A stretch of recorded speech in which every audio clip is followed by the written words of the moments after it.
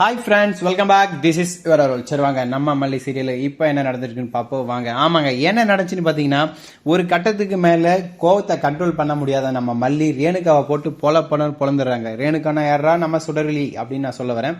என்ன சொல்ற, சுடர்விழியே பொழந்துட்டாங்களா? ஆமாங்க, சும்மா இல்லைங்க, தாறு மாறு தக்காளி சோறுன்ற மாதிரி ஒரு கட்டத்துக்கு மேலே கோவம் வந்து சுடர்விழியை மண்டை மேலே சைடில் இந்த உட்டு கட்டி எடுத்து பட்டான்னு மல்லி போட, அதுக்கப்புறம் என்னடா பண்ணுறது தெரியாமல் சுடர்விழியை மயங்கவில்லை. அதுக்கப்புறம் சுடர்விழியை தூக்கிட்டு ஆஃபீஸ் போயிடுச்சு, ஹாஸ்பிட்டல் போகிறாங்க. என்னடா ஹாஸ்பிட்டலா, அப்படி என்னடா நடந்துச்சுன்னு கேட்குறீங்களா? எங்க அந்த கொடுமை கேட்குற பாவங்க, அதை பார்க்கும்போது எனக்கே மனசு கஷ்டம் ஆயிடுச்சு. இப்படியெல்லாம் ஒரு விஷயம் நடக்கணுமா அப்படின்ற மாதிரி ஆயிடுச்சு. ஏன்னா அழகான சுடர்விழியோட அந்த அழகான மூஞ்சில பத்து போட்டாங்க நம்ம மல்லி. என்னதான் வில்லியை வர்ணிக்கிறது தப்பாக இருந்தாலும் வில்லியும் அழகுதானே அப்படின்னு சொல்லலாம். ஸோ இப்படி போயிட்டு இருக்க, அடி வாங்கி ரத்த வெள்ளத்தில் கிடைக்கிற நம்ம சுடர்விழியை கதிரேசன், அதுக்கப்புறம் நம்மளோட வில்லாதி வில்லி சூராதி சூரி, அவள் பேரே வேணா விட்டுருங்க, எல்லாரும் சேர்ந்து தூக்கிட்டு போகிறாங்க.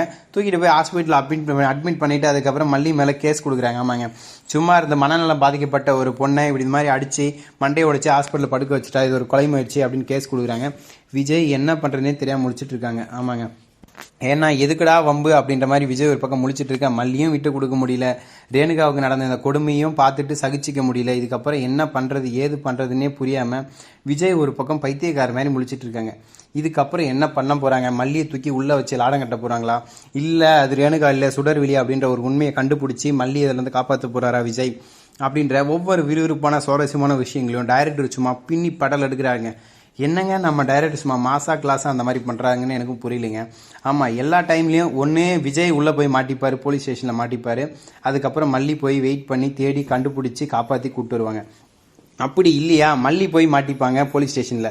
அதுக்கப்புறம் விஜய் கஷ்டப்பட்டு மல்லியை கண்டுபிடிச்சி இந்த பிரச்சனையெல்லாம் தீர்த்து வச்சு வெளியே கொண்டு வருவார்.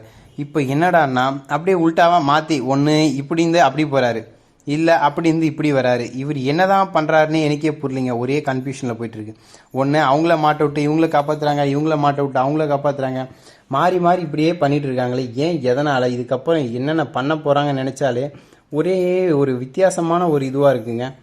என்னடா நீயே இப்படி கன்ஃபியூஸ் ஆகிற அருள் அப்படின்னு கேட்குறீங்க. ஆமாங்க, நடக்கிறதெல்லாம் பார்த்தா எனக்கே ஒரே குழப்பமாக தாங்க போயிட்டுருக்கு.